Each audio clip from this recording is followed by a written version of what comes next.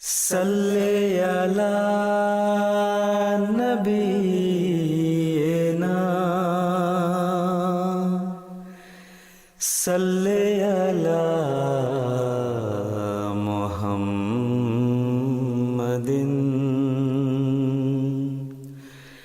Salli ala nabiyina Salli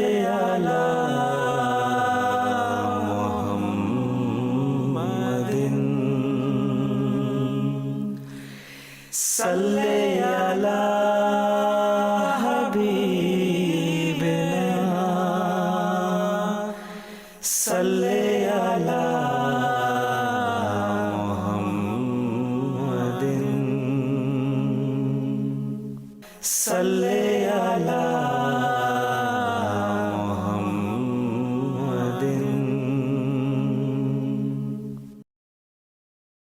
Now we'll have the very brief Yoruba translation of the same lecture.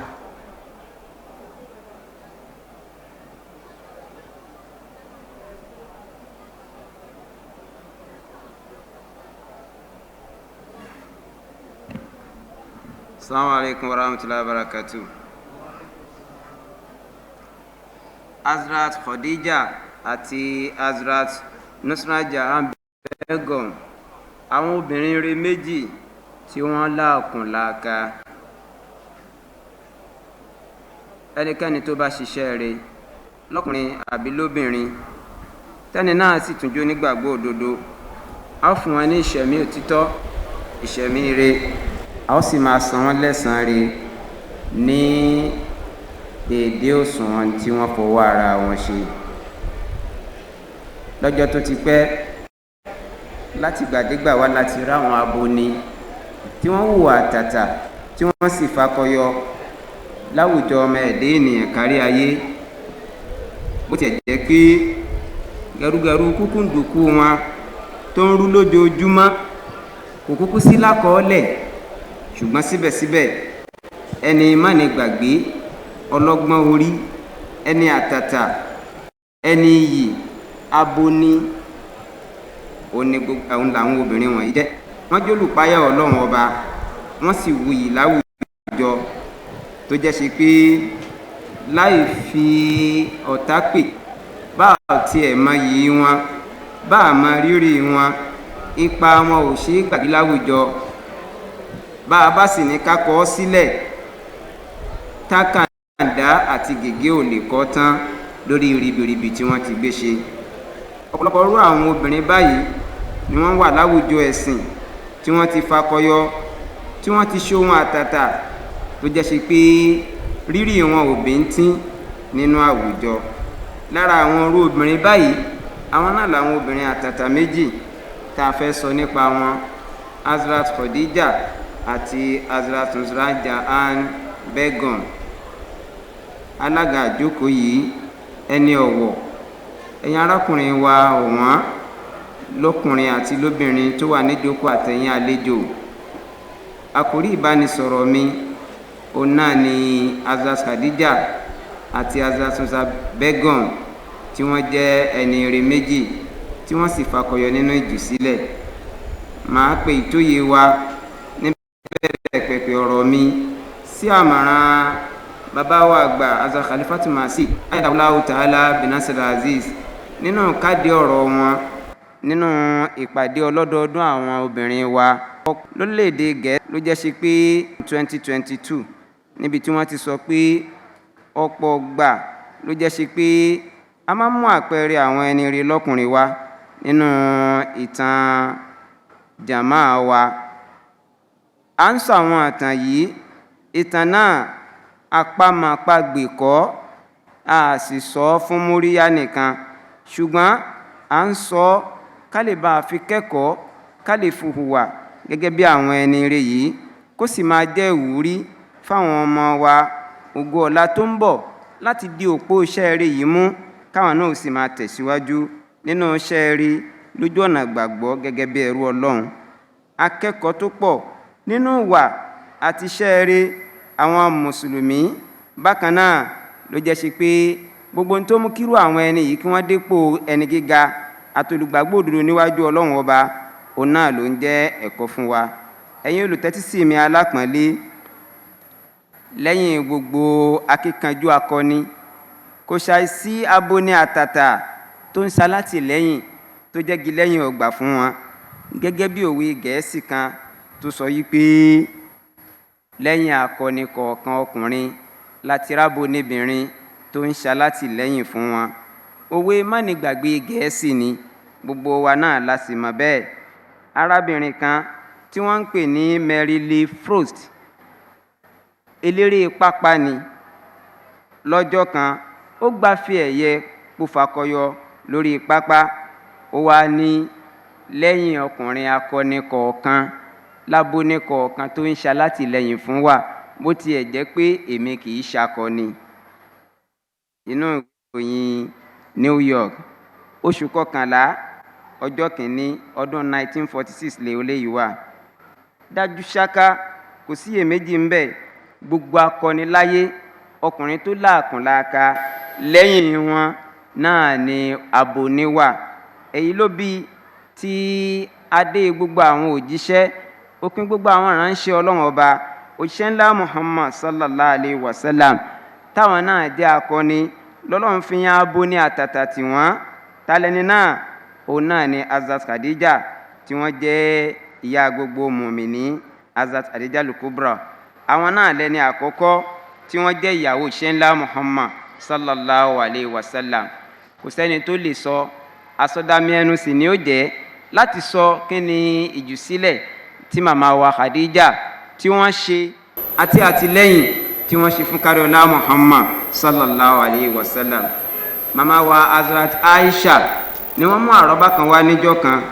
Wọ́n ní kì í ṣe páwọn ń jowú, àwọn olówú lára fáwọn ìyàwó ànábì, ṣùgbọ́n gbogbo gbà ọkọ̀ gbà tí aṣáájú ẹ̀dá òṣìṣẹ́ ńlá Muhammad sallallahu alaihi wasallam tí wọ́n bá ń pọ́n Hazrat Khadijah lórí iṣẹ́ àti ṣe tí wọ́n kù níwà láti fi gbé ìsìláàmù lárugẹ ló máa ń jà wọ́n lọ́kàn.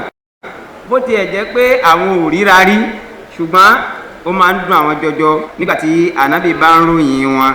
Débi pé lọ́jọ́ kan ara àwọn ò gbà á mọ́, àwọn ní káríọlá Muhammad sallallahu alaihi wasallam, Ọlọ́run ti jogún àwọn ọmọge ẹlẹ́yinjú ẹgẹ́ tó rẹwà, tí ara ojú wọn gún gẹ́gẹ́, tí wọ́n dọ́gba délẹ̀, tí wọ́n dáa, tí wọ́n ṣojú lọ́yìn. Kí ló dé? Arúgbó kùjẹkùjẹ opó ẹ̀kejì, opó lẹ́ẹ̀mejì ló tún pọ́n àpọ́npọ̀ àpọ́npá àpá àbáyìí. Ànábì wa dá Hazrat Aisha lóhùn pé Aisha ó mà ṣe ó mọ̀ ní kò sì lè yí ọ, nítorí pé ẹni má ní gbàgbé ni Hazrat Khadijah. Níjọ́ tí gbogbo ayé kọ̀ mí, tí wọ́n kọ̀yìn sí mi, òun nìkan ló dúró tì mí. Mo sọ ọ́ dakúṣẹ́ nítorí ìtọ́lọ́run ọba, mo sọ ọ́ dẹdun arinlẹ̀ nítorí ipò fẹ́ ràn mí lọ́wọ́. Kò jójú ó tì mí nígbà táyé fẹ́ dójú tì mí, òun nìkan ló dúró tì mí ní kọ̀kọ̀ àti ní gbangba. Kí ni n bá ṣe tó lè tó láti fi san ẹ̀san rere tó ṣe fún mi? Kódà ìfẹ́ rẹ̀ ó ń rọ kiri ká gbogbo ẹ̀jẹ̀ ara mi ni. Eléyìí òun náà ni ó wà nínú Musnad Ahmad ìdí kẹfà ojú ìwé ìkẹtàdínníàádọ́fà. Gẹ́gẹ́ bá a ti mọ̀ yí pé ẹgbẹ̀lẹ́gbẹ̀ obìnrin kò rọrùn kí wọ́n náwó nára lórí ọkùnrin ká má sì fi ṣe yànga, ṣùgbọ́n tí Hazrat Khadijah ò rí báyìí, wọn ò fi gbà kankan ṣe gààrù sí aṣáájú ẹ̀dá òṣìṣẹ́ ńlá Muhammad sallallahu alaihi wasallam rí lórí nínáwó nára wọn fún káríọlá Muhammad sallallahu alaihi wasallam àti fún ìtẹ̀síwájú Islam. Eléyìí òun náà sì ni àpẹẹrẹ obìnrin rẹ̀ àkọ́kọ́ nínú Islam fún àwọn obìnrin wa. Hazrat Khadijah wọ́n ṣe gudugudu méje àti gẹ̀dẹ̀gẹ̀dẹ̀ mẹ́fà fún aṣáájú ẹ̀dá òṣìṣẹ́ ńlá Muhammad sallallahu alaihi wasallam àti fún ìtànká ẹ̀sìn Islam. Ẹnì kejì nínú àwọn obìnrin òun náà ni màmá wa Hazrat Nusrat Begum tí wọ́n jẹ́ ìyàwó Hazrat Imam Mahdi alayhi salatu wasalam. Àwọn náà aboni bí aboni ni wọ́n, igi lẹ́yìn ọgbà ni wọ́n fún bàbá wa Hazrat Mirza Ghulam Ahmad alayhi salatu wa salam. Lára ìgbìyànjú tí wọ́n ìsapá àwọn lójú ọ̀nà tọ́lọ́run ọba ó náà ní ìfẹ̀mí wọn jìn fún ẹgbà ọ̀rọ̀ tá a fún Hazrat Imam Mahdi alayhi salatu wa salam pé àwọn èèyàn máa wá yá bá wọn, àwọn èèyàn máa yá wá bá wọn lórígun mẹ́rẹ̀ẹ̀rin ayé gẹ́gẹ́ bí àlejò. Ọ̀pọ̀ ọgbà táwọn àlejò bá dé fún Imam Mahdi alayhi salatu wa salam láàárọ̀ lọ́sàn lálẹ́ ni màmá wa máa ń ṣe kùkárí wọn. Wọ́n máa àlejò gbà, wọ́n máa yẹ sí àlejò ṣe, kì í sì sú wọn, kì í rẹ̀ wọ́n nígbà tí wọ́n bá ń gbàlejò. Ìgbàlejò wọn yìí pa kì í tún dí wọn lọ́wọ́ láti ṣètò Ọlọ́run ọba ní gbogbo ìgbà. Wọn kì í fi irun sílẹ̀, wọn kì í sì fọlọ́run sílẹ̀. Bákan náà ṣáàmà bí ẹ̀dá ṣe wà méjì láyé, èjì wà pọ̀, ìjọ ìdùnnú, ìjọ ìbànújẹ́. Lọ́jọ́ tí ọmọkùnrin wọn àkọ́kọ́ tí a ń pè ní Bashir Awal tó jáde láyé, a rí àpẹẹrẹ ìbànújẹ́ àbí ìfaraya àbí ìgbáradálẹ̀ lára màmá wa Hazrat Nusrat Begum. Wọ́n tún ṣàlùwàlá, wọ́n lọ dúpẹ́ fọ́lọ́run ọba nígbà tí Bashiru ń pọ̀ ká kú lọ́wọ́. Ṣùgbọ́n nígbà tó jáde láyé tán, táwọn obìnrin wá bá wọn, wọ́n tún dúpẹ́ fọ́lọ́run ọba ni. Lára ṣe sí wọn náà ni pé bí wọ́n ti ń jọ́sìn fọ́lọ́run ọba náà ni wọ́n máa ń ka Al-Qur'an láti fi wá ìyọ́nú Ọlọ́run ọba. Eléyìí òun náà ni ìròyìn àwọn àpẹẹrẹ àwọn obìnrin rere nínú ìjùsílẹ̀ wọn lójú ọ̀nà tọ́lọ́run ọba. Ní káàdì ọ̀rọ̀ mi, bàbá wa Hazrat Khalifatu Masi wọ́n fi yí wa pé gbogbo àwa tá a jọ máa jọ lónìí ká mọ̀ pé àti jọ́sìn àti ìfarasìn fọ́lọ́run ọba òun náà là ń béèrè lọ́wọ́ wa. Bá a ti rí àpẹẹrẹ lára àwọn obìnrin, bẹ́ẹ̀ náà ni kó máa wà lára àwọn ọkùnrin. Kọ́lọ́nkúnrin ní kọ̀ọ̀kan wa lọ́wọ́. Assalamu alaikum warahmatullahi wabarakatuh. Wa alaikumus salam wa rahmatullahi wa barakatuhu.